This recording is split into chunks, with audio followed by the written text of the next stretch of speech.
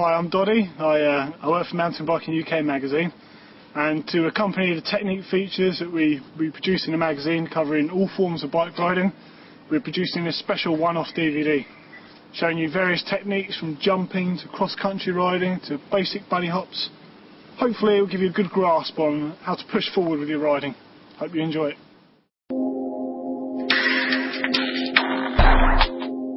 Traction is one of the most important things on a mountain bike.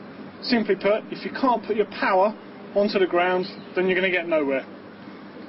Some of the things we're going to look at today are the fact that when riding up a hill, you're going to need to alter your body weight. The reason being because if it's a steep hill, your front wheel is going to climb. If you put your weight over the front end of the bike, your rear wheel is going to spin. Okay, so that's basically the concept of traction. But along with that is line choice. And on this particular bit of hill in front of me, there's a slight bit you have to weave around a couple of rocks and there's a bit of an off-camber ledge. If you don't get your line right, your rear wheel's going to slip and you're going to lose traction, possibly have to put your feet down, etc. Ruins your flow. Second bit, this last little lunge at the top here is very steep. It's going to create a wheel spin effectively, so you need to make sure you're in the right position on the bike. As you're coming up this rise here, there's obviously a potential hazard here to start with. Got a big couple of slabs of rock in here. So you do have the option of being able to ride over them, but as soon as they're wet, that's pretty much a no-no, so you want to go around them. As you're going around them, be aware that you could catch your foot on this as you're pedalling. So try and time your pedalling so your feet go around it. As you go around this next section here, this is like one of the bigger hazards. You've got an off-camber section.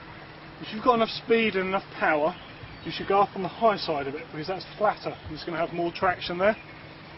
But if you can't quite get that line right, you're going to need to dip on this side.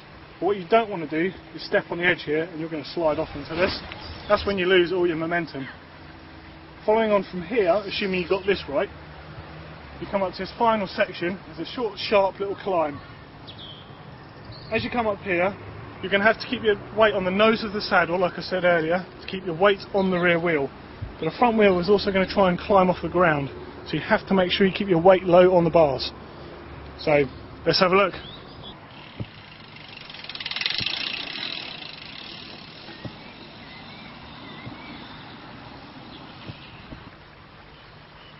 Note when I'm coming up, I'm also covering my brakes, so should I have to stop in a hurry, I can.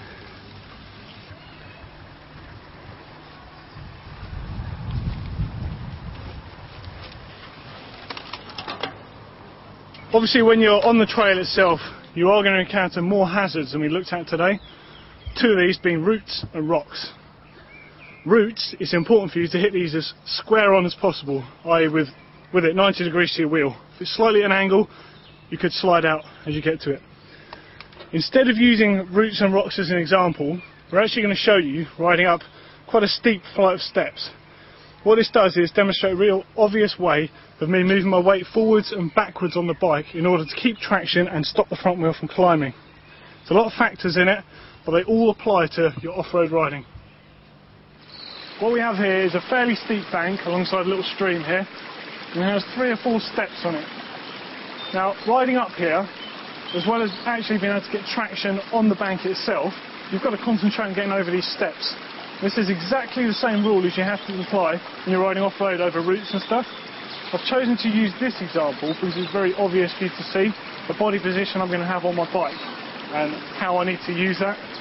So let's put it back to basics as we looked at the beginning. As you're riding up one of these steps, I'm going to need to keep my weight on the back of the bike to allow the front wheel to climb over it. But then as the front wheel is going to start going up, I'm going to need to get my weight to the front of the bike again. As the back wheel climbs over the step, it's going to try and wheel spin. So I need to increase the traction by putting the weight back on the saddle again. So you're going to see me constantly moving forward and aft on the bike and able just to get up here.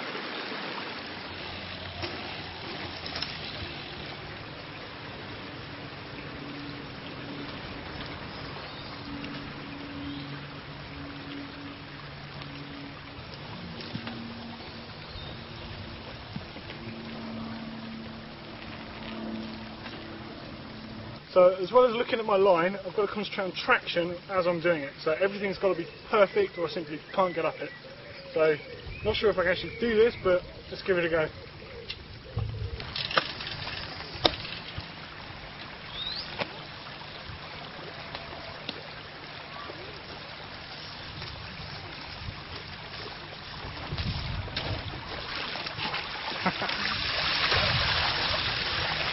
I'll get my line exactly right here.